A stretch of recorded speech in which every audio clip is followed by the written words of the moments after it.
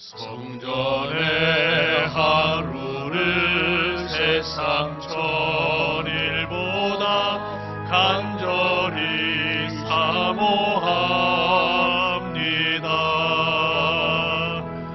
내 생전 여호와 집에 거하며 주님만 찬양하리라.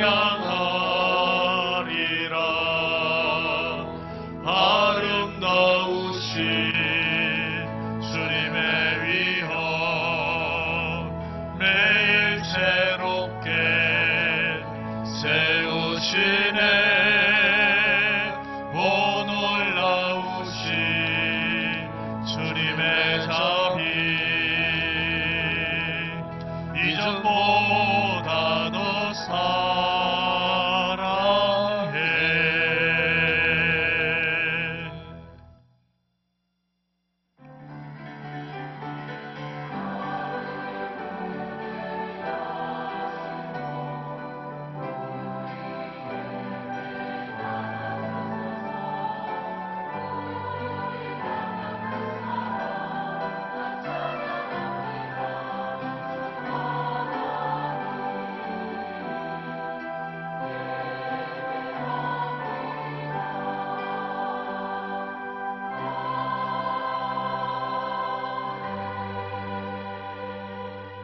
왕이신 나의 하나님이여, 내가 주를 높이고 영원히 주의 이름을 송축하리이다. 내가 날마다 주를 송축하며 영원히 주의 이름을 송축하리이다. 우리 아버지 하나님, 오늘도 우리에게 구원을 주신 주님 앞에 거룩한 날, 이 주의 날에 우리 함께 모여 주의 놀라운 이름을 송축할 수 있는 복된 자리에 우리를 불러주시니 감사를 드립니다. 이 시간 진실로 우리의 전심을 다해 드리는 예배, 하나님 앞에 큰 영광 되게 하시고 우리 한없는 은혜와 축복의 귀한 이 순간 되게 하여 주시옵소서. 모든 영광을 주님께 올려드립니다. 우리 주 예수 그리스도 이름으로 기원드리옵나이다. 아멘.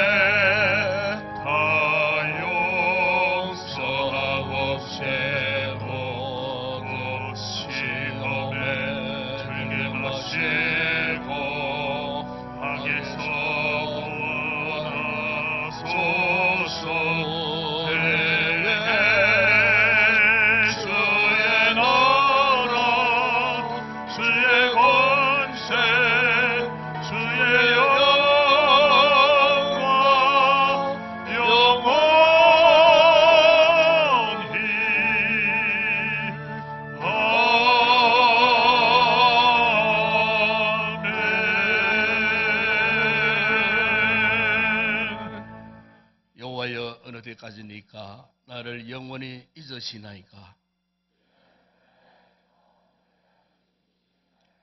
나의 영혼이 번민하고 종일토록 마음에 근심하기를 어느 때까지 하오며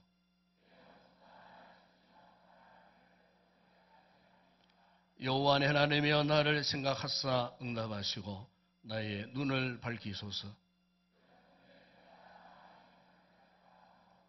두렵건대 나의 원수가 이르기를 내가 그를 이겼다 할까 하오며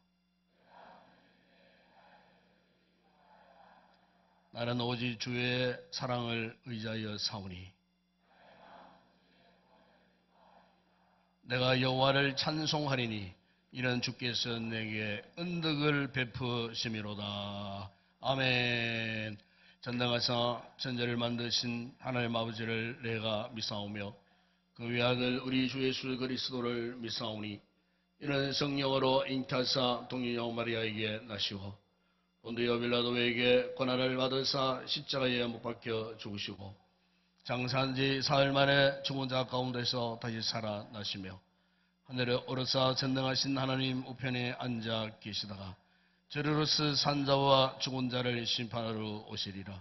성령을 믿사오며 거룩한 공회와 서릉도와 서로 교통하는 것과 죄를 사하여 주시는 것과 몸이 다시 사는 것과 영원히 사는 것을 믿사옵나이다. 아멘.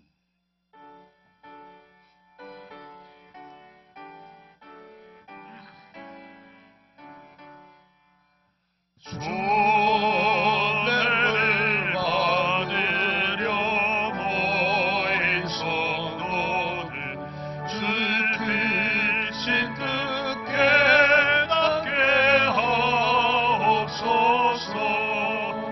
내 고통의 멍에를 다 얻게 되니 날 구속하시니 찬양하리.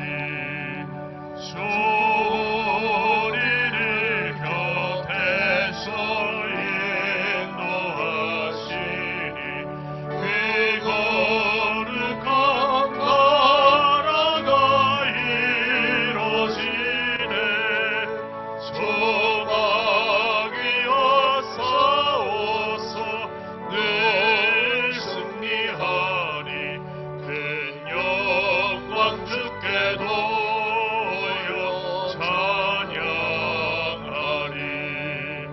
주 우리의 방패와 창검 되시니 나 승리의 주님을 따릅니다.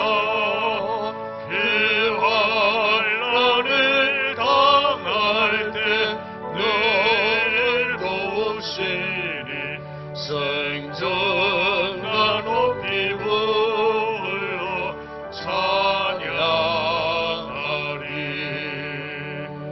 아멘.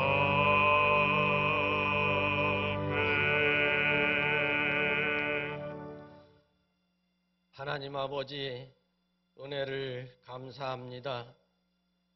거룩하고 복된 주일, 주님이 성전에 나와 예배드릴 수 있도록 허락하여 주심을 감사드립니다. 어느덧 겨울의 끝자락 2월 마지막 주, 저희들을 지금까지 베풀어 주신 주님의 크신 은혜를 항상 감사하며 살게 하심을 감사합니다.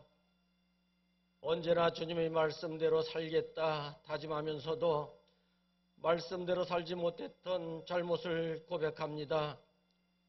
세상의 유혹에 마음이 흔들리고 감사해야 함에도 살아가는 것에 감사하지 못하고 만족해야 함에도 불평만을 늘어놓으며 살았습니다.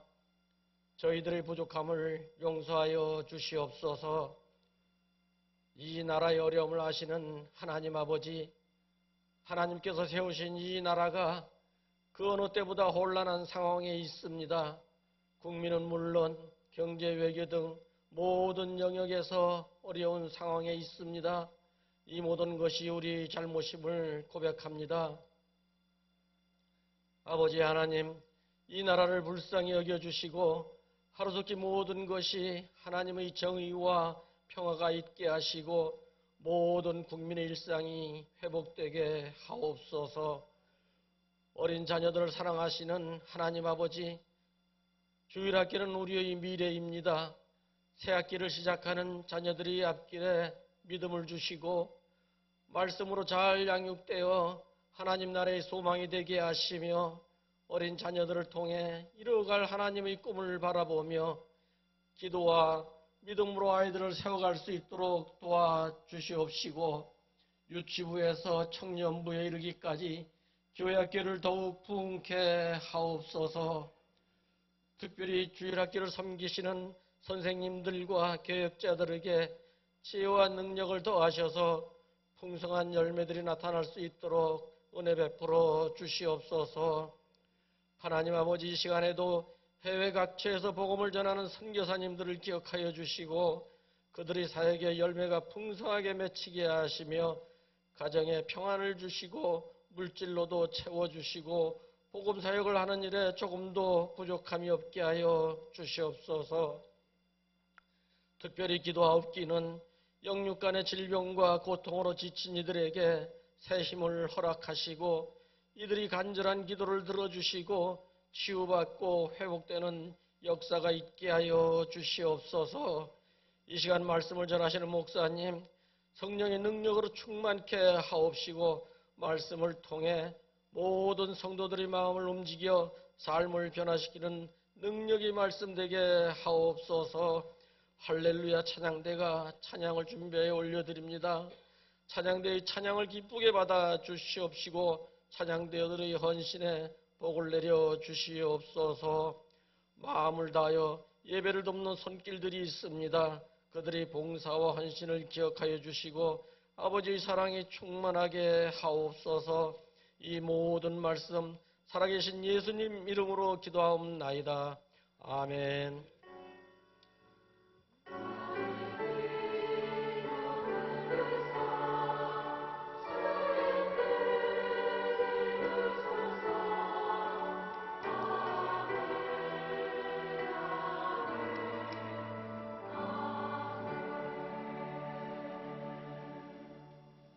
네, 감사합니다. 오늘도 우리 교회 2부 예배에 찾아주신 우리 새가족 여러분들 진심으로 환영을 드립니다.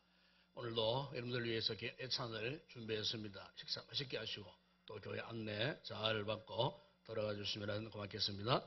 오늘 오후 예배는 마리아 찬양대 연습이 있겠습니다. 3월 봉사위원 안내가 주변에 올라와 있습니다. 2월 한 달 동안 수고하신 우리 성도들께 감사를 드리고 또 새로운 달 3월 달에 또 섬겨주실 우리 성도들 잘 기억하셨다가 맡은 자리 잘 지켜주시고 또 헌신해 주시면 고맙겠습니다. 오늘 오후 예배 후에 정기당에 있겠습니다. 꿈이 동시차례가 수요일 26일입니다. 오전 11시 남원교회 당에서 있겠습니다. 이번에는 원래 첫 모임이기 때문에 신구 총대 우리 장로님들 함께 참석 하셔야 되겠습니다. 다음 주일 원래회 이후 예배 후에 있겠습니다. 임마누엘 찬양대 오후 예배 찬양입니다. 그리고 다음 주일은 3월 2일 날 새봄 행복 모임 선포 주일이 되겠습니다. 이제 3월 달에 그 모든 훈련반들 또 소그룹들이 개강이 되겠습니다. 특별히 우리 우리 가족 모임 또 행복 모임 또 이렇게 개강이 되겠는데 또 이번 전반기에도 열심으로 우리 힘을 합쳐서 영원 구하는 일에 달려갔으면 좋겠습니다. 그래서 다음 주 오후 예배 후에는 셀리더 브리더 행복 멤버 동력 컨퍼런스가 있겠습니다. 저녁 식사까지 교회에서 제공을 하겠습니다. 다음 주일 새벽 기도는 이순나 권사님이십니다. 그리고 2025년도 교회 요람이 오늘 발간되었습니다. 예전보다 조금 늦게 발간되었는데 가정당 한 부씩만 꼭 그렇게 가져가 주시기 바랍니다. 입청 양반을 모집합니다. 그리고 특별한 거 마지막 광고에 보게 되면은 우리 헌금함 이번에 이제 헌금 봉투 꽂이함에 보시면은 이번에 우리 관리위원회에서 아주 이쁘게 잘 만들었어요. 그 이름도 정확하게 또 이렇게 해서 정확한 칸수를 맞춰갖고 새로 깨끗하게 정리했어요. 정리했는데 지난 주말에 보니까 작년도 헌금 봉투를 그냥 그대로 꽂아놓고 가신 분들이 계세요, 성도들. 작년 봉투는 본인이 가져가시면 됩니다. 한 해 지나간 것은. 그래, 작년 거를 꽂아두지 마시고, 원래 2025년도만 꼽혀 있으니까, 그래 아시고, 혹시 작년 그 꼽혀 있는 성도들은 오늘 나가실 때 보시고, 다 가져가시고, 개인적으로 가정에 그렇게 보관해 주시면 좋겠습니다. 왜냐하면 이게 뒤섞여 버리면요, 혼란이 와요. 그렇기 때문에 작년 봉투는 반드시 본인 것은 본인이 챙겨서 가정으로 가지고 가 주시면 좋겠습니다. 꼭 부탁을 드리겠습니다. 그리고 주변에 올라가지 않았습니다만은 우리 이제 구미 인동 지역에 우리 인동 진미 우리 이 동네 이 큰 길 거기에 보게 되면은 이제 강동교회 앞에 육교가 있습니다. 육교. 육교에 보면은 우리 교회 성도들이나 뭐 인근의 교회 성도들이 자주 이제 활용을 많이 해요. 또 노약자들도 이제 또 이렇게 올라가서 또 이렇게 뭐 내려가는 뭐 육교가 하나 있는데, 그래서 이제 근본에 우리 인동교회, 강동교회, 동부교회 한 3개 정도 교회가 시장에게 구미시에 요청을 했어요. 그 엘리베이터를 설치해 달라 요청을 합니다. 그래서 여러분 아시겠지만은 그 삼성전자 엘리베이터가 있듯이 여기 엘리베이터가 있으면은 우리 노약자들이 이렇게 길을 왕래하기가 참 편리하겠다. 이렇게 해서 이제 요청을 했는데, 이제 그렇다면은 성도들의 서명 날을 받아오시면 좋겠다. 한 1000명 정도. 그래서 3교회 하면 충분히 되거든요. 그래서 이제 오늘 주일하고 다음 주일까지 서명 날인을 받습니다. 내려가실 때 현관 1층에 서명 날인 부서가 준비되어 있어요. 내려가실 때 우리 학생들도 마찬가지입니다. 학생들도 서명 다 하고 가셔야 됩니다.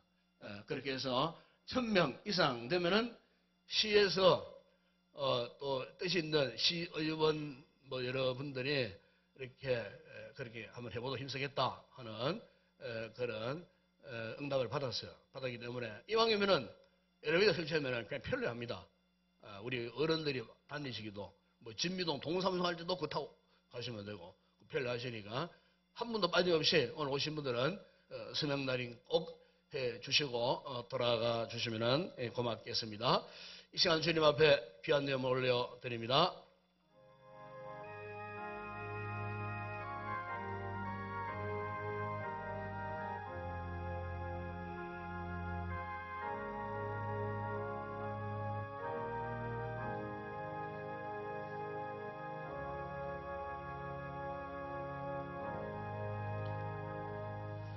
아버지 하나님, 참으로 감사를 드립니다. 오늘도 거룩한 예배자로 우리를 불러주시고 받은 바 은혜에 감사해서 오늘도 귀한 성도들이 각양 아름다운 예물들을 봉헌케 하시니 감사합니다.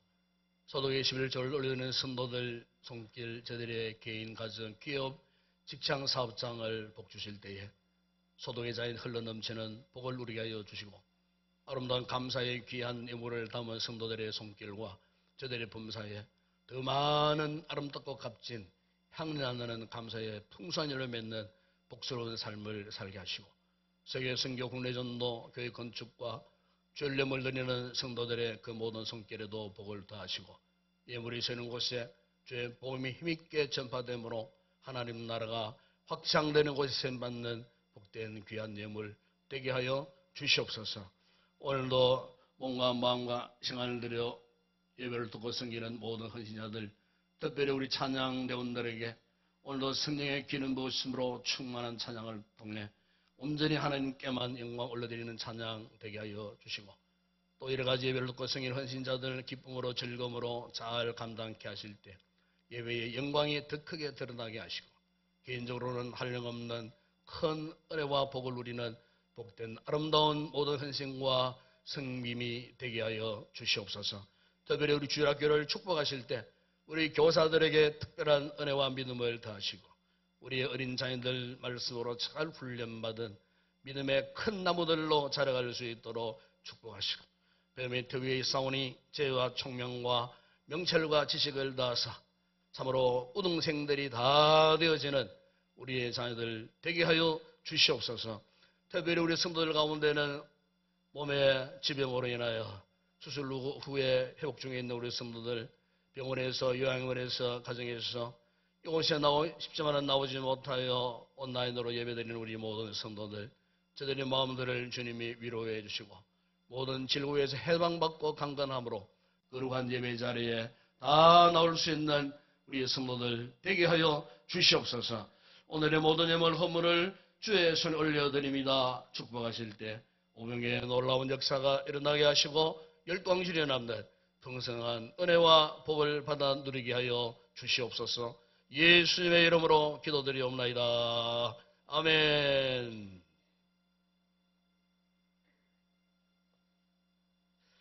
오늘 상고할 하나님의 말씀입니다.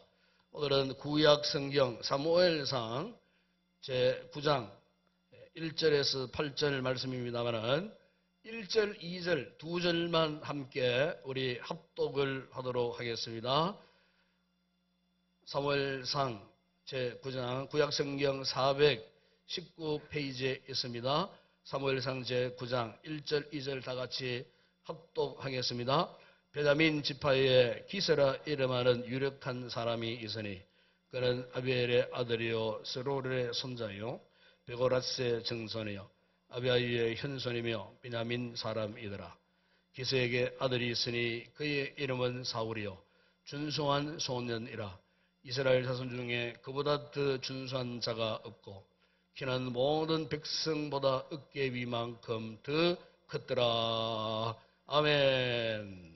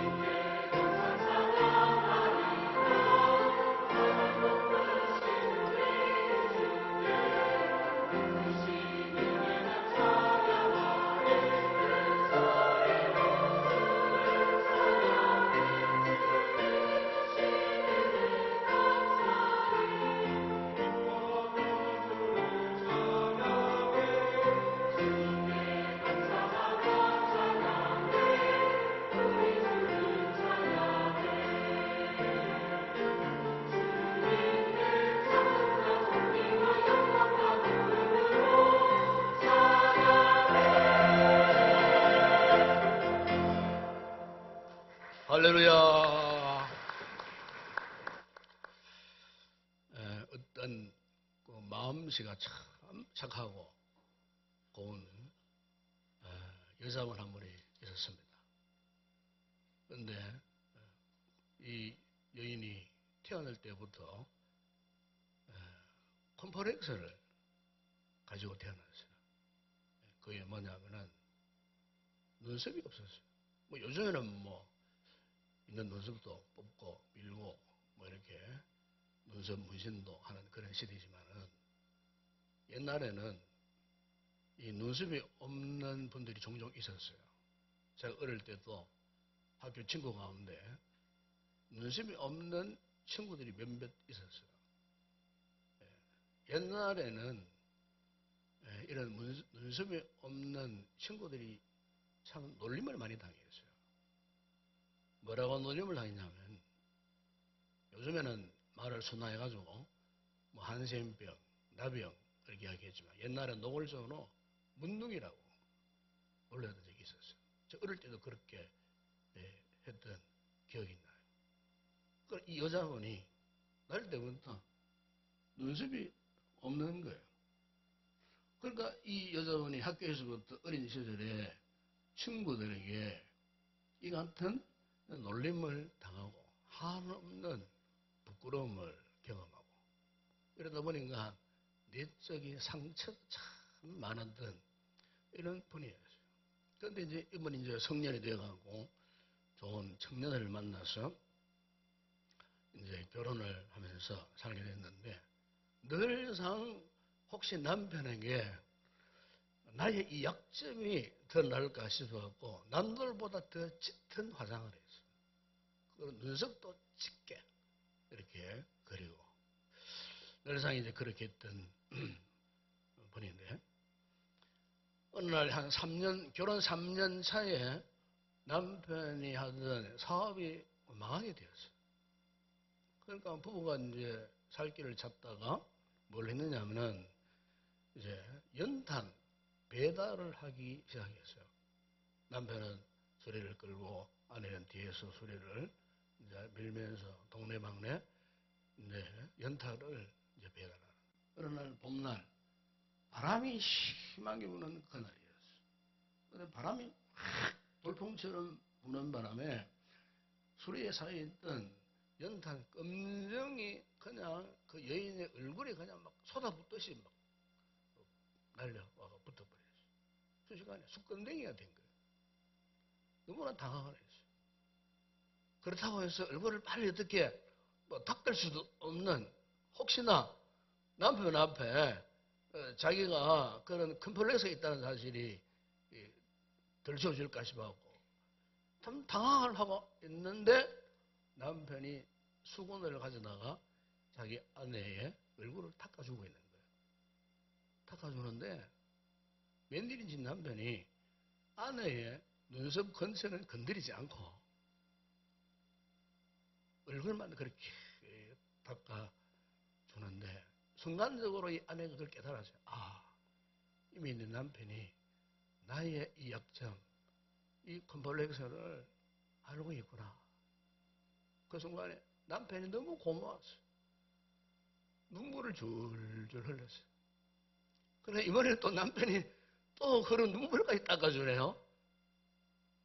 참으로 그 여인이 자신의 그 컴플렉스가 남편에게 드러날까 싶어서 노심초사 했지만은 이미 남편이 그걸 다 알고 있었지만은 더 이상 말을 하지 않고 당황하는 아내의 얼굴을 닦아주는 그 아름다운 모습에 그 여인이 한도 없이 행복한 눈물을 흘렸다.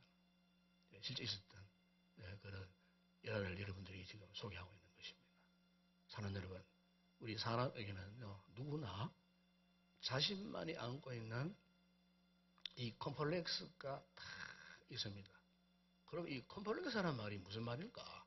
뭐 심리학에서는 여러 갈래를 갖고 이야기를 참 많이 해요.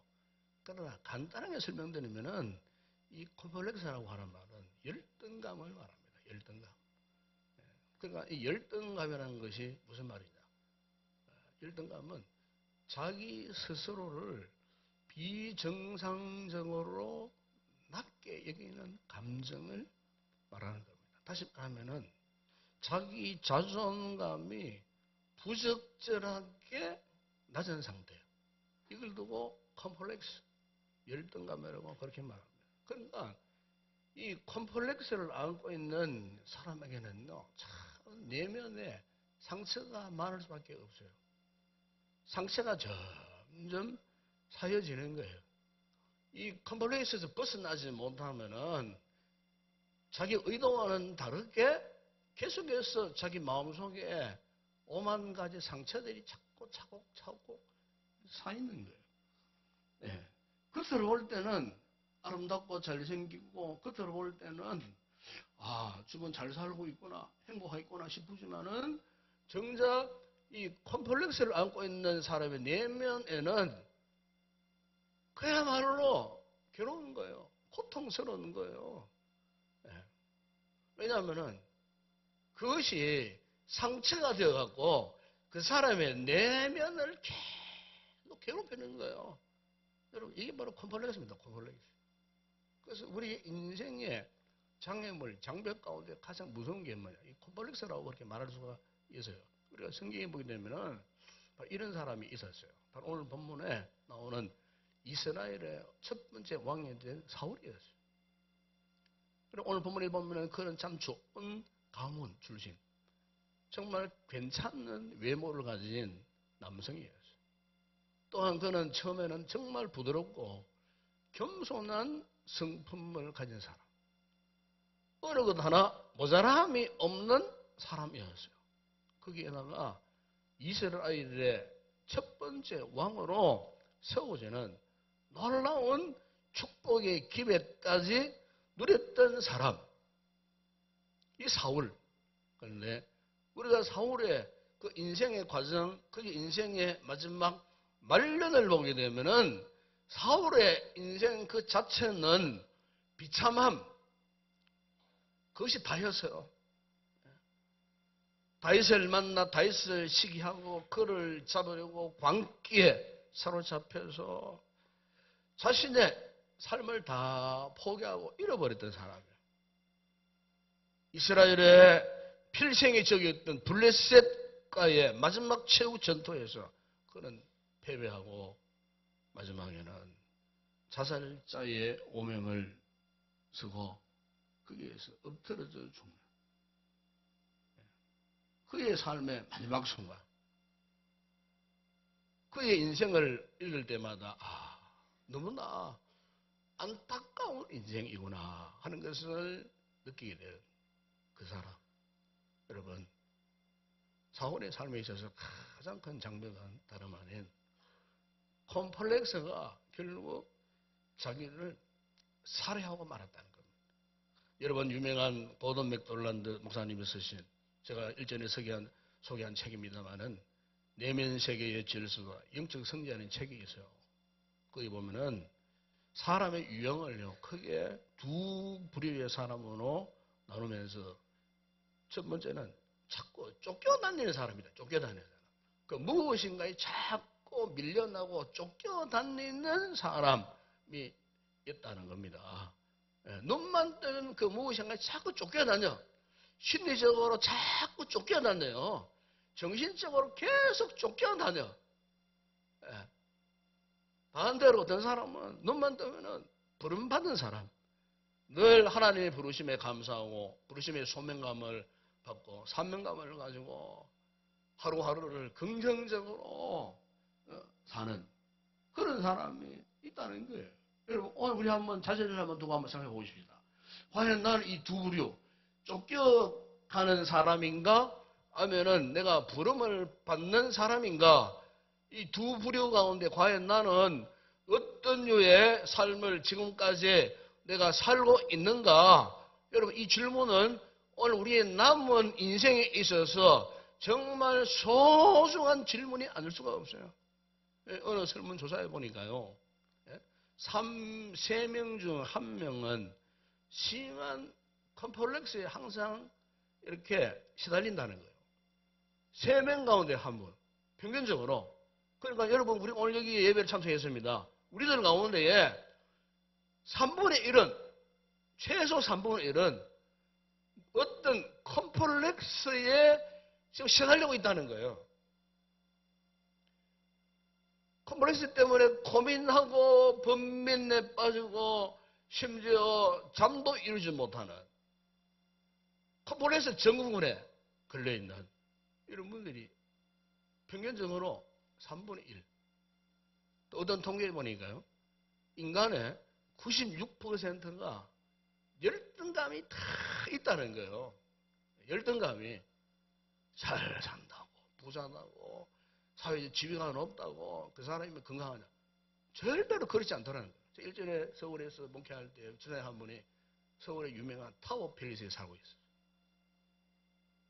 45층에 살고 있어요. 거의 80평 가까운 저 거기 10만 원 갔었어요. 아, 정말 세상에 이런 집도 있는가 싶어요. 커튼이 스크린처럼 쫙 열렸는데 저 멀리 한강 전체가 내려다보고 너무너무 멋진 집. 그런데 이 집사님이 눈물이 그리 많아요.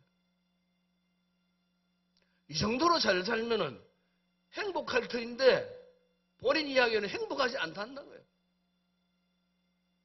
그 가정에 가족들에게 컴플렉스가 있었던 거예요. 그것 때문에 갈등, 번민, 고민, 눈물 흘리고 허런 펜트하우스 같은 그 집에 살면서도 행복하지 않다는 거예요. 행복을 모르겠다는 거예요. 여러분, 사람이 그런 거예요. 환경적으로 아무리 완벽한 것 딱 갖춰도 내면적으로 내 마음속에 무언가 인생의 큰 장벽 같은 이 컴플렉스가 자리 잡고 있으면요, 항상 그것에 시달리는 거예요. 똑똑하다고 열등감 없습니까? 많이 배웠다고 열등감 없습니까? 사회적으로 보면 지위에 올랐다고 그 사람 열등감 없는 줄 아십니까? 통계에 그런 말한다 아니면 96%가 뭔가 모르는 컴플렉스에 열등감에 사로잡혀 살고 있다는 거예요. 그러니까 자기 스스로를 비정상적으로 자꾸 의도적으로 낮게 여기는 그 감정에 휘둘리며 살고 있다는 거예요. 자기 자존감이 부적절한 낮은 상태 속에서 고민하고 갈등하고 휘둘리면서 살다 보니 그 좋은 편안한 안락한 환경과는 전혀 다르게 정작 그 사람 마음에는 지옥 같은 심정으로 삶을 살더라는 거예요. 이것이 오늘 우리 일반적인 삶에만 영향을 주면 그래도 괜찮아. 우리 믿는 자들에게는요, 신앙생활에도 엄청난 영향을 주고 있다는 거예요. 여러분, 되게 건강한 믿음 생활하는 성도들을 이렇게 보면은 자기 스스로에 대해서 제대로 가치 매김을 하는 분들이요. 스스로 내가 어떤 존재인가. 자기가 스스로 자존감을, 자긍심을 갖고 사는 이런 성도들은요, 역시 신앙생활도 정말 잘합니다.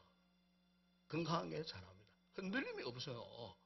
그런데 자기 자존감이 낮은 사람, 뭔가 모르는 열등감에 있는 이런 사람들, 신앙생활하면서도 자꾸 다른 사람 눈치를 봐요.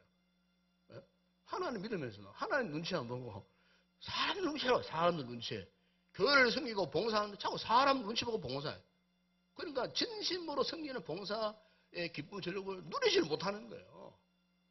사람 의식하는 거예요. 왜 그런 줄 아십니까? 그것은 단적으로 자기 내면의 자존감이 낮다는 거예요. 이거는 뭐 겸손하냐 교만하냐 그런 말이 아닙니다, 여러분. 우리 내면의 건강 지수를 이야기하는 거예요. 내면의 상태가, 여러분의 마음이 정말로 건강해져 보세요. 다른 사람이 생기지 않습니다, 여러분. 다른 사람 의식하지 않습니다. 내가 교회에 이것을 헌신하고 싶다 하는 거예요. 그런데 그런 감동이 와도 다른 사람 의식하니 하고 싶지만 하지 않아. 여러분, 그런 신뢰가 많습니다. 다른 사람보다 앞장서서 헌신하고 봉사하고 싶어. 그런데 자기 내면의 자존감의 지수가 낮으니까 자꾸 다른 사람에 의하여 휘둘리고 지배를 받더라고 말이에요. 누가 손해봅니까? 내가 손해보는 거예요. 그리고 신앙생활에 감격, 기쁨, 확신이 생기지 않는 거예요. 이게 바로 컴플렉스가 주는 악영향이라고 말할 수가 있어요. 여기에서 탈출하셔야 돼요. 벗어나야 돼요. 이 장벽에서 벗어나지 못하면 우리가 제대로 된 신앙생활 할 수가 없어요. 오늘 보면 사울을 보세요.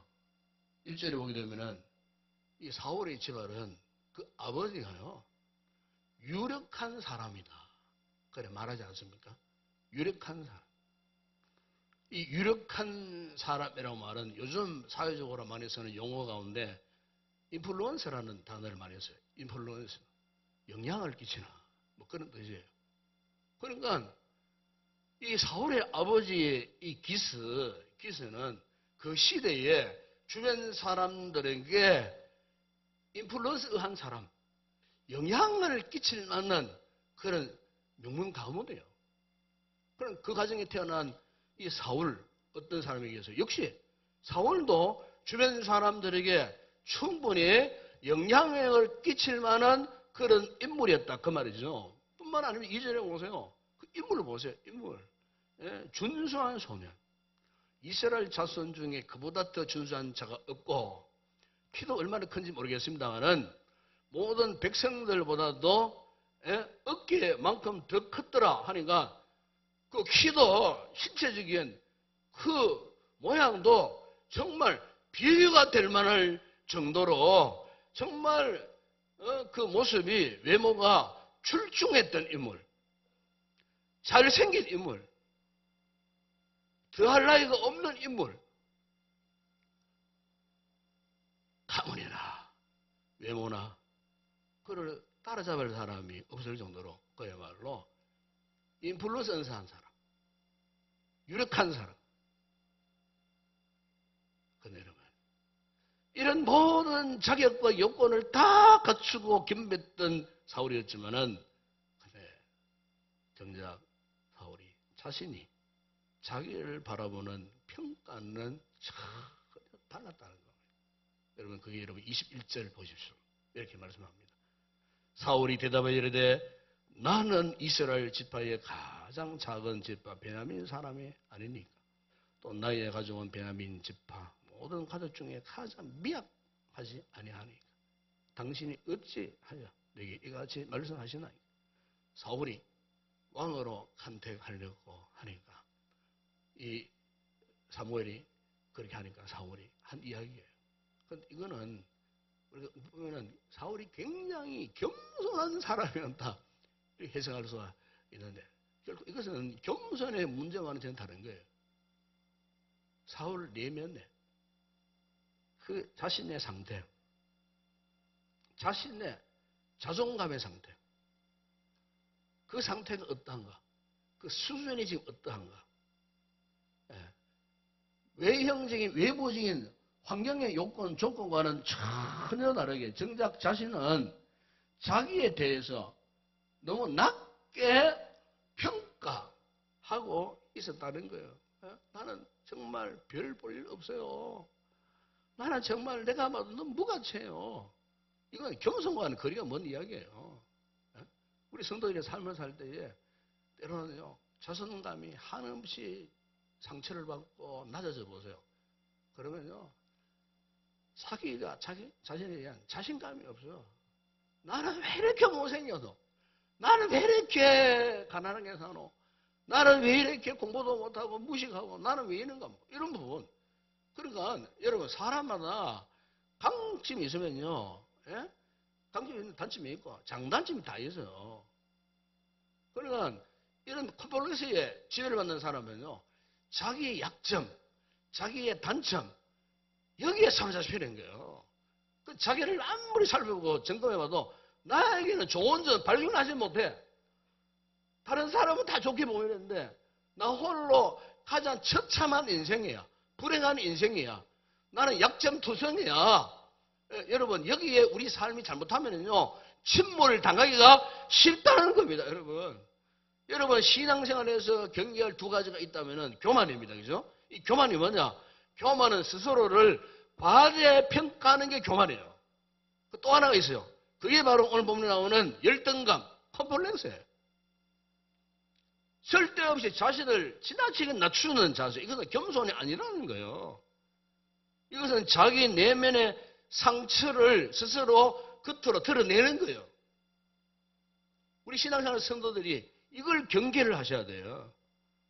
오늘 본문이 여러분 사월을 보세요. 이 같은 내면의 상처가 있었다는 거예요. 이 내면의 상처는 때가 되면은 언젠가는 분명히 겉으로 구체적으로 드러나요. 폭발하게 돼 있어요. 나는 아니야. 나는 괜찮아.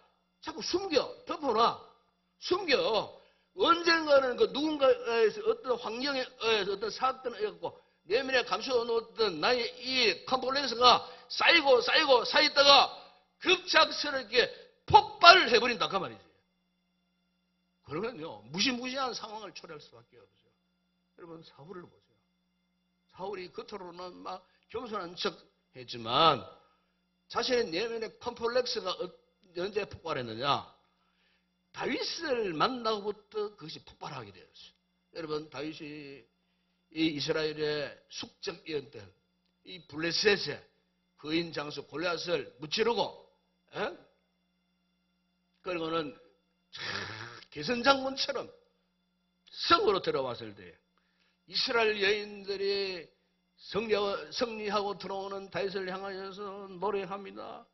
사울이 죽인 자는 천천히요. 다윗은 만만이로다. 사울이 성 안에 이걸 듣게 된 거예요.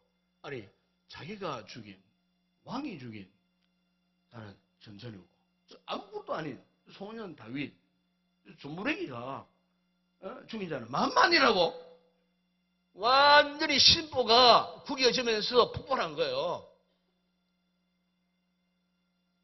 내가 저 인간하고 비교해서 뭐가 모자라는데 난 왕인데 이런 심리가 작용하면서 여러분 그때부터 이 사울이 다윗을 쳐다보면 미워 죽겠는 거예요. 분노가 충천하는 거예요. 그래서 여러분 사무엘상 18장 8절에 보면 이런 말씀을 합니다. 사울이 그 말에 불쾌하여 심히 노하였다 그래요. 다윗에게는 만만을 돌리고 나에게는 천천만 돌리니 이미 내 나라가 그의 손에 넘어간 거 아니냐 할 정도로 완전히 오해하고 곡해하면서 이러니까 여러분 사울이 정상적인 왕이었다면 한번 생각해 보세요.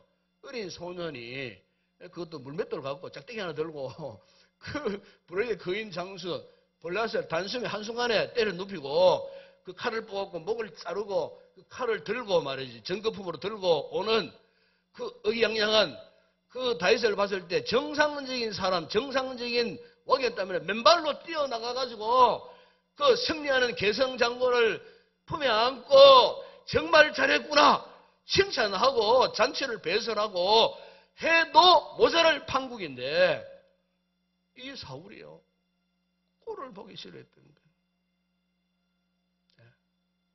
불쾌했어. 힘이 놓아야지. 그러니까 자신의 그동안 내 누적된 감춰두었던 취약한 내면을 그냥 그대로 적나라하게 드러내는 거예요. 오늘 우리가요 이 신앙생활 할 때 왜 실패하느냐 이 부분에서 실패합니다. 이 부분에서 우리 내면이 건강하지 못하면요 이 부분은 항상 무릎을 꿇게 되어 있어요. 상처 위에 상처를 더 받게 되어 있어요. 우리 내면에 이 같은 죄악점이 드러나는 그 순간 사울의 심령과 똑같이 되어지는 거예요. 분기충천하는 거예요. 분노하는 거예요. 정신을 잃어버리는 거예요. 제 정신이 아니에요. 그때는 신앙이고 하나님이고 예수님이고 필요 없어. 그때는 이 정도 되면은 갈 때까지 간 사람 아니겠습니까? 네. 그러니까 여러분 평소에 우리 속에 있는 잘못된 이 컴플렉스를 관리 잘 하셔야 돼요. 이걸 빨리빨리 해소를 해야 돼요. 해결하지 않으면은 겉으로 볼 때는 멀쩡히 괜찮아요. 속에는 부글부글 끓고 있는 거예요. 마가마 끓고 있듯이 언제 폭발할지 모르는 그 마음 한번 생각해 보세요. 그 마음이 과연 은혜를 깨닫게 되겠습니까? 은혜를 누리는 삶을 살겠습니까? 그 심령이 그런 심령태 있는데 하나님의 은혜, 하나님의 축복 사모하겠습니까? 안 해요. 못해요. 내 심령 내면에 활화산 같은 마가마가 불불 끓고 있는데 예, 이건 해결하지 못하는데 무슨 은혜를 입고 이거 해결하지 못해 무슨 하나님 나가서 기도할 수 있겠다는 거예요. 기도가 안 되는 거예요. 이것보다 더 무서운 장벽이 없어요. 오늘 우리들 가운데 그런 분 있다면 이거 해결하셔야 됩니다. 벌써 나셔야 돼. 아시겠습니까? 건강한 변호사를 하고 싶죠? 건강한. 여기에 사로잡히면 안 돼. 내가 딱 보면 압니다. 보면은. 저 사람 내면에 지금 어떤 생각하고 있는지, 무엇에 지금 짓눌려 있는지, 목사가 그걸 못 느낍니까? 기도하는 목사가. 느낀다니까요. 여러분, 면면을 딱 보면 벌써 표가 난다니까요. 내가 점쟁이는 아니지만. 그때 답답해요. 아이고, 저번에 왜 저럴까? 아이고, 저 사람 좀 내면에 저 문제 해결해야 되는데, 항상 거기에 끌려다녀요. 그래, 기분이 막 오르락내리락, 감정이 막 오르락내리락. 그러니까 정상적인, 안정적인 믿음 생활을 할 수 있느냐? 못하더라, 그 말이에요. 목사가 볼 때 그게 안타깝더라, 그 말이에요. 여러분, 그럼 이 같은 컴플렉스의 가장 큰 원인이 무엇일까? 한마디로 이렇게 말씀드리겠고요. 죄 문제 때문이에요. 죄 문제. 특히 원죄.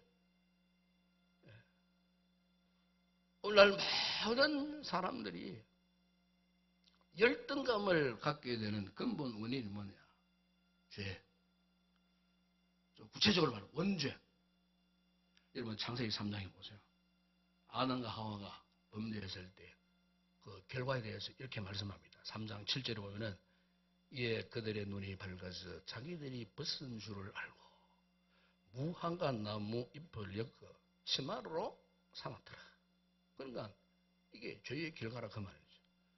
그들의 눈이 죄의 눈이 죄와는 상관없는 정말 하나님 주신 신령한 눈을 갖고 살 때는 벗은 몸이 부끄럽지 않았어요. 왜? 그 창조의 하나님의 창조의 방법이었기 때문에. 그런데 마귀의 유혹을 딱 받고 죄를 짓고 죄가 그 마음을 딱 지배한 이후에 새로운 눈이 딱 열려졌는데 그것은 죄를 반기는 눈, 죄를 이렇게 끊지 못하는 그 유혹적인 눈, 그 눈이 딱 열리니까 자신들의 벗은 몸이 보이는 거예요.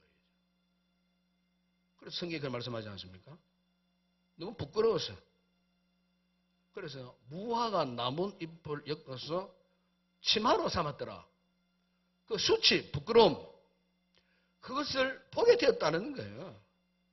여러분, 이것은 우리 인간의 원죄 속에 있는 열등감이라고 하는 상처가 그렇게 표출되었다는 거예요. 오늘 우리에게도 그렇습니다. 이 죄 문제는 우리를 끊임없이 그 어떤 컴플렉스에 매이게 하는 겁니다. 여러분 한번 보십시오. 죄를 지어 보세요. 여러분 죄 짓고 마음이 편하신 분이 있습니까? 죄 지으면 불안해요. 죄 지으면요 순간적으로 막 부끄러움이 와요. 하나님 앞에 부끄럽고 수치스러워지고 후회 막금해지고 때로는 막 절망감이 막 생기고 내가 왜 오늘도 이걸 못 이겨내고 또 죄를 지었는가 싶은 생각이 막 들고 한없는 그 절망감에 심하면은 우울증이 막 나중에는 삶을 포기하고 싶은 이상한 유혹이 막 이렇게 찾아오. 그러니까 죄를 범하고 있는 우리 인간의 마음속에는 이 컴플렉스, 열등감이라고 하는 것이 마치 사탄의 뱀처럼요. 우리 마음속에 우리 심령 가운데 꽈리를 털고 탁 도사리고 있는 거예요. 어떤 상황적 충격, 부딪힘이 오면은 이게 이제 막 힘을 얻어가지고 우리 속에서 폭발해버리는 거예요. 그 잡을 수 없는 상황으로 우리를 이끌어간다 그 말이죠. 항상 우리 성도들은 어떤 작은 죄를 지어도 즉시 회개해야 됩니다. 즉시 회개하고. 그래서 기도 생활이 필요하고, 그래서 말씀 묵상이 필요하고, 경건 생활이 필요하고, 이런 예배 생활이 필요한 거예요. 예, 여기서 도전을 받는 거예요. 각성을 받는 거예요. 예? 새롭게 결단하는 거예요. 왜? 죄의 문제를 이렇게 하자고는 끌어낼 리가 없어요. 우리의 의지로, 우리 인격으로 이 죄의 문제를 해결할 방법이 없다는 거예요. 이미 우리는 누굽니까? 이런 사도 바울이 로마서 8장 6장 18절 이런 말씀해서요. 죄로부터 해방되어 의에게 종이 되었느니라. 이미 우리는 죄로부터 해방된 존재들이에요. 그런데 너는 아직 죄인이야. 죄의 종이야. 계속해서 우리를 억누르고 유혹하고 모서리에 군 것이 뭐냐? 우리 심령, 우리 내면에 내재되어 있는 이 잘못된 컴플렉스 때문에, 컴플렉스. 상처들 때문에. 이것을 이래갖고 나는 결코 하나님의 자녀가 아니다. 이런 죄를 짓고 있는 내가 무슨 하나님의 자녀냐? 내가 무슨 의의 종이냐? 이런 사탄의 유혹들이 오면서 혼란 속에 빠지게 되는 거예요. 여러분 사도 바울은 로마서 8장 이제 분명히 말씀하지 않았습니까?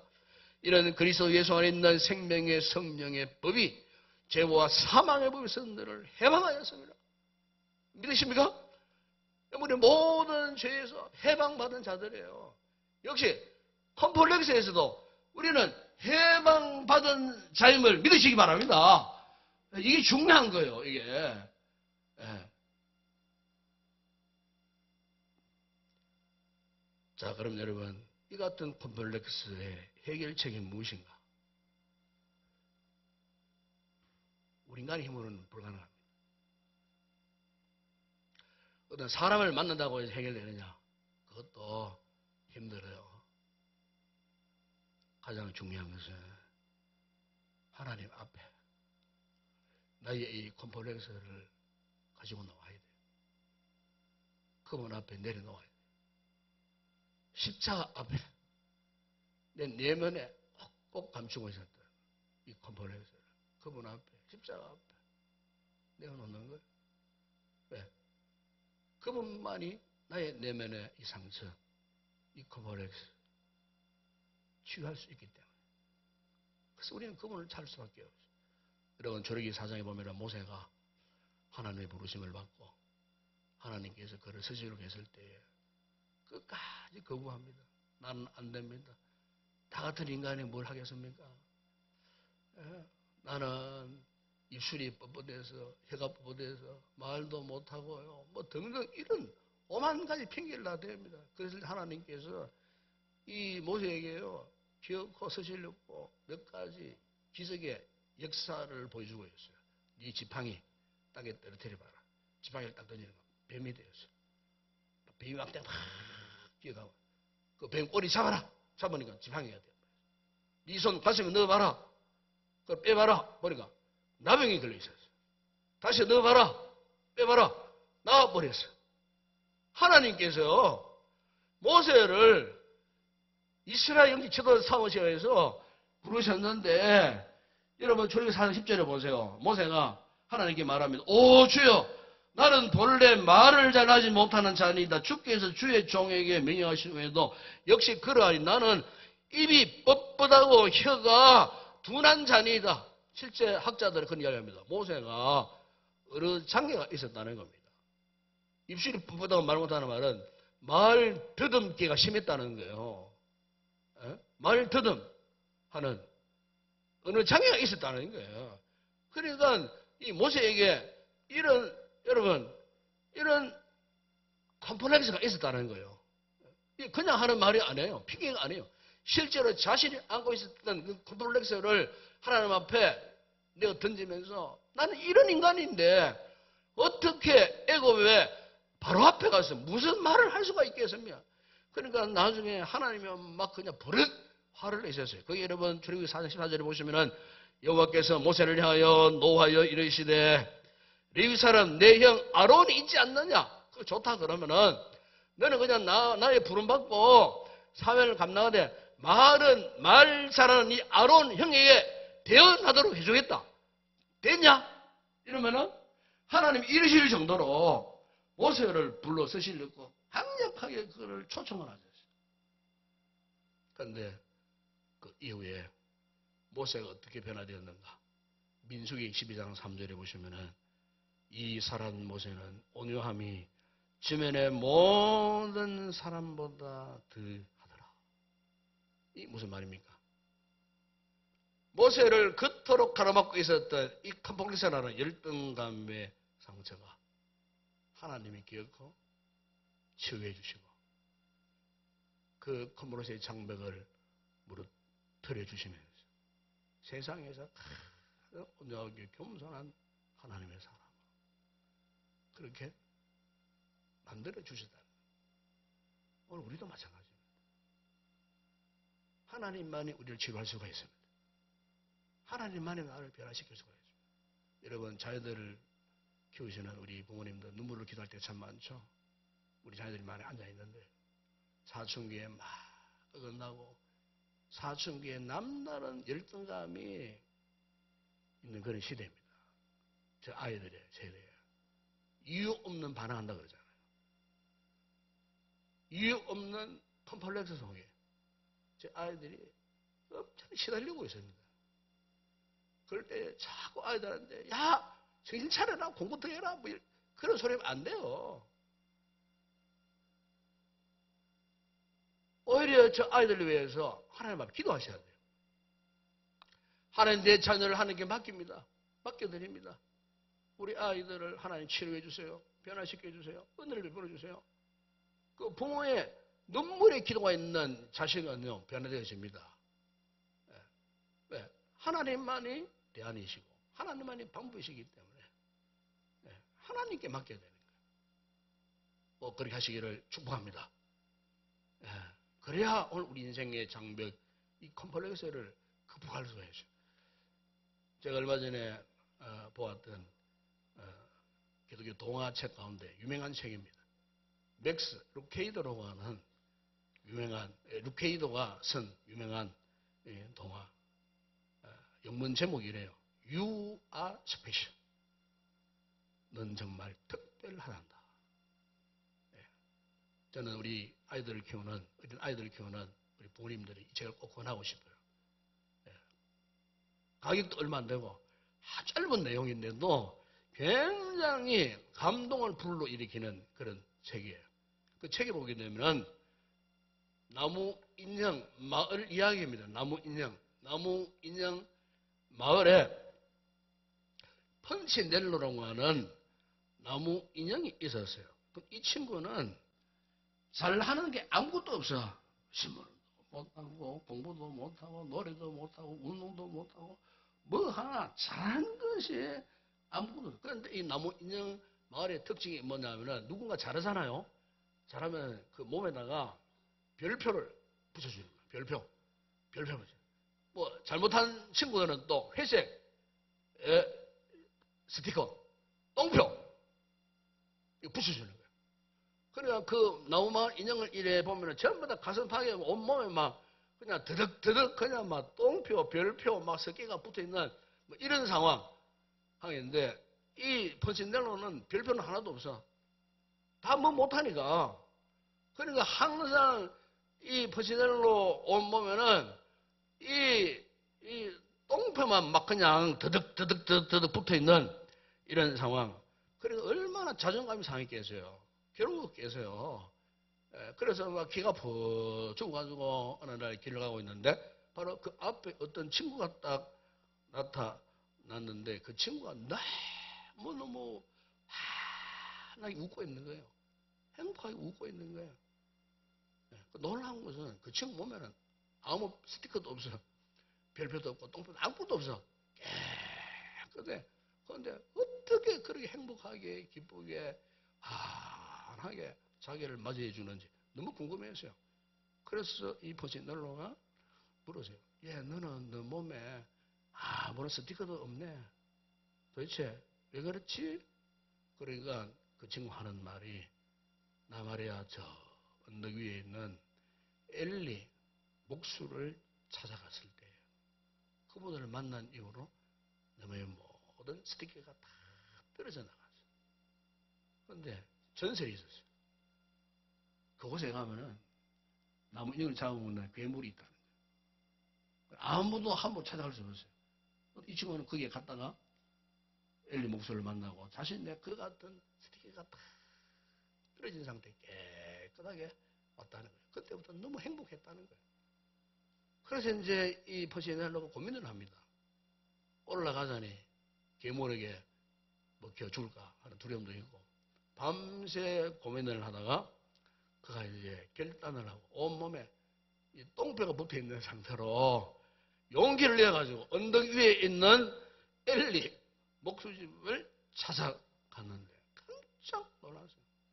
전설로는 나무 인형들이 그거에 들어가면 다 잡아먹힌다 그랬는데 그게 아니고 무시무시한 괴물이 있을 줄 알았는데 그게 아니고 다 들어가니까 너무너무 인자한 모습을 한 엘리 목수가 이 펀시넬로를 반갑게 맞이하면서 펀시넬로 너 왜 이제 왔어?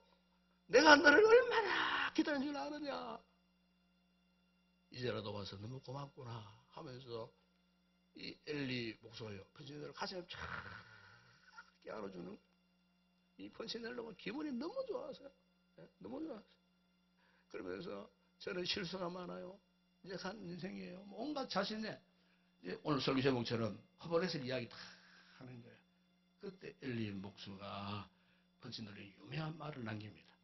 You are special. 너는 정말 특별하단다. 너는 못하는 게 아니라 너는 특별한 존재야. 왜냐하면 내가 너를 만들었기 때문에. 사실 엘리 목수는 하나님을 상징화시킨 이야기예요. 하나님께서 나를 만드셨다는 거예요. 하나님께서. 여러분 오늘 우리는요 전 세계에서 유일한 존재입니다. 그리고 나와 똑같은 존재 있을까요? 아무리 닮았던 상둥이도요 다 달라요. 알고 보면은 성격 다 달라요. 우리는 전 세계 80억 인구 중에 나만이 유일한 존재예요. 이걸 두고 어떤 존재로 말합니까? 글작품이라고 합니다. 글작품. 우리 글작품입니다. 네? 별로 안 믿으시는 것 같은데. 하나밖에 없는 글작품이에요. 우리가 이거 같은 신앙생활 할 때 이거는 우리 교만하자는 말이 아닙니다. 하나님의 거룩한 존재감, 존재가치 이걸 가지고 살 수 없겠느냐는 거예요. 저 바깥 세상 가고 안 믿는 사람들 앞에 막 그냥 기가 죽어가지고 얼굴도 못 들고 막 불이 죽어가지고 힘도 못 쓰고 그래 사는 것이 아니고 하나님의 거룩한 글작품으로서 스페셜 특별한 존재로서 우리가 직장 생활이든 사업을 하든 누구를 만나든 우리 자녀들이 학교에 공부를 하든 친구가 교제를 하든 누구를 만나든 우리 인동교회 하나님의 특별한 존재로서 글작품으로서 그렇게 살아가면은 하나님이 더 우리를 기뻐하시고 우리를 축복하지 아니할 수가 없다는 거예요. 여러분 신명기 3장 29절에 보면 이스라엘이여 너는 행복한 사람이로다. 여호와의 구원을 너같이 얻은 백성이 누구냐? 그래서 우리는 누구라요? 너는 행복한 자. 믿으십니까? 우리는 행복한 사람들이에요. 행복한 사람. 행복하게 사시기 바랍니다. 그러기 위해서는 내 마음속에 있는 이 같은 쓸데없는 컴플렉스 떨쳐버렸어. 이걸 다 건너뛰어야 돼요. 그러면 얼굴에 희색이 만만하고 얼굴에 기쁨이 넘치고요. 얼굴이 환해지고 우리가 그래 살 수 없느냐 그 말이에요. 여러분 고민하지 마세요. 지금도 고민하는 분들이 있어요. 고민하는 분들이 있어요. 고민의 눈빛이 역력한 분들이 있어요. 지금도. 여러분 이제 우리가요. 우리 자신을 절대로 세상적인 관점에서 평가하면 안 돼요. 하나님께서 나를 어떻게 보느냐? 나는 하나님이 인정하는 특별한 존재다. 어떤 컴플렉스 속에서도 하나님이 나를 특별한 존재로 부르셨다. 택하여 주셨다. 이 믿음의 확정을 가지고 있으면 우리 성도들이 반드시 여기에서 탈출해서 진정으로 자유하는 만족스러운 행복한 삶을 누리게 될 줄을 믿습니다. 시간 한번 말씀 붙들어 함께 기도하십시다. 아버지, 정말 내 속에는 여러 가지 컴플렉스가 많습니다. 여기에 매어 살면서 내 인생이 좌초당할 때가 너무 많았습니다. 아버지 여기에서 벗어나게 하여 주시옵소서. 내 내면의 이 같은 상처들을 하나님이 치료하여 주시옵소서. 성령님이 치료하여 주시옵소서. 깨끗하게 하여 주시옵소서. 우리를 특별한 줄 받으신 하나님의 은혜 앞에 감사하며 살게 하여 주시옵소서. 건강한 믿음의 삶을 살게 하여 주시옵소서. 한번 다 같이 통솔 한번 기도하겠습니다. 우리 아버지 하나님 참으로 감사합니다. 우리는 참 연약한 존재입니다. 하나님 앞에 섰을 때에 참 우리 내면에 여러 가지 컴플렉스가 하는 존재들입니다. 여기에 매여 살았던 우리들, 예수를 믿지만은 예수 믿는 기쁨, 즐거움을 누리지 못한 채 허영적으로 향상을 했던 우리, 그 원인이 무엇이겠습니까? 이 컴플렉스에서 탈출하지 못했기 때문에 아버지 우리 마음의 신앙의 즐거움, 기쁨을 누릴 수가 없었습니다. 주여 우리를 불쌍히 여겨 주시옵소서.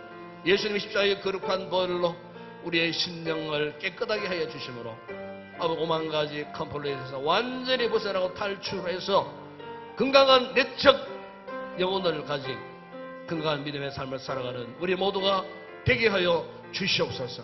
하나님 나를 특별한 존재로 여기신다는 이 확고부동한 분명한 사실을 우리 심령에 잘 새기고 확신하여 어떤 상황 가운데서도 하나님의 백성으로서의 아버지여 거룩한 자부심을 가지고 믿음의 승리의 삶을 살아가는 우리 모든 성도들 다 되게 하여 주시옵소서.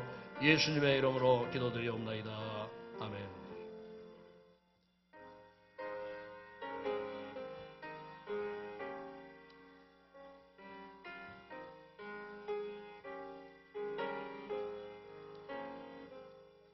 내 마음에 한 노래 있어 나 즐겁게 늘 부르네. 이 노래를 부를 때에 큰 평화 임하도다.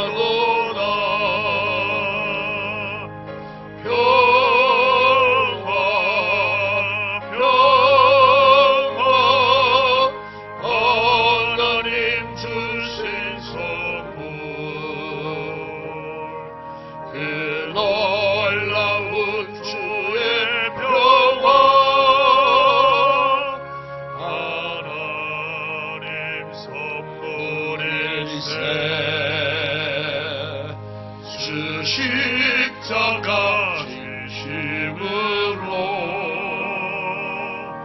날 구원해 주셨으며 주 예수님 보람받아 나 평화 누리도다. 평화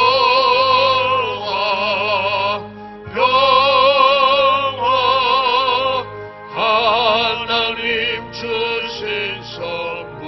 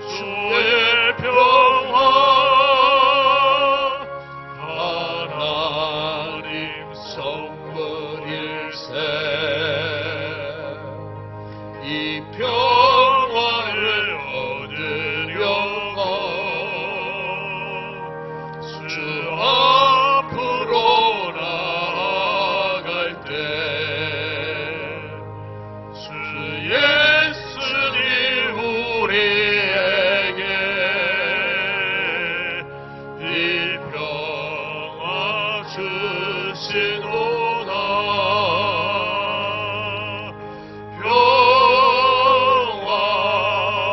평화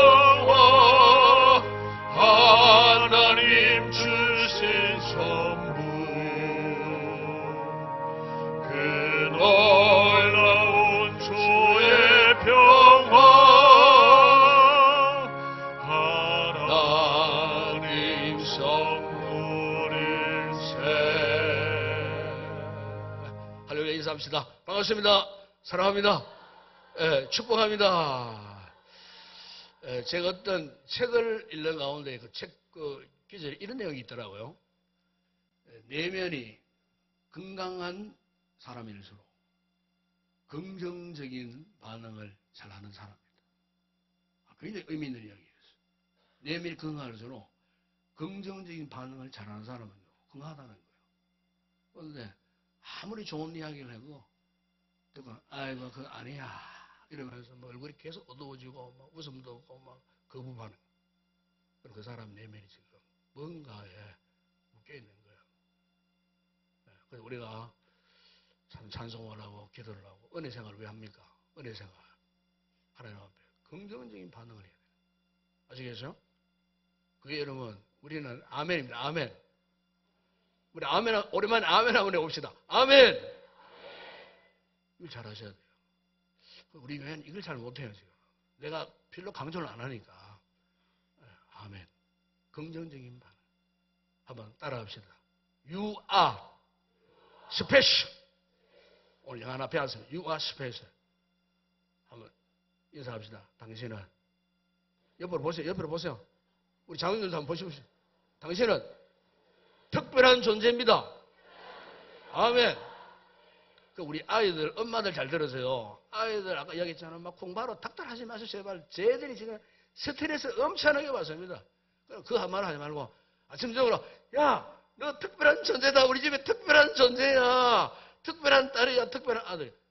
요거 한마디만 잘해보세요. 얘 알아서 공부합니다. 하나님 앞에 우리가 지금 특별한 존재로서 긍정적으로 반응하며 살 수 있는 복된 성도들이 꼭 되었으면 좋겠습니다. 우리 마지막 파송 찬양 하나 올려드리도록 하겠습니다.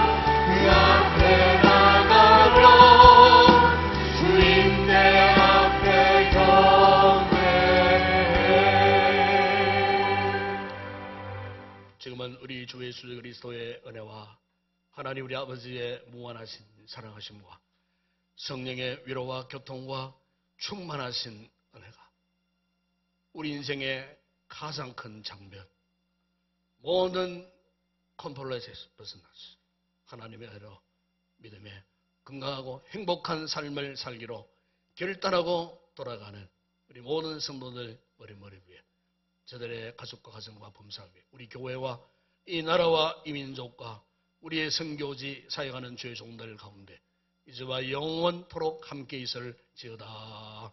아멘.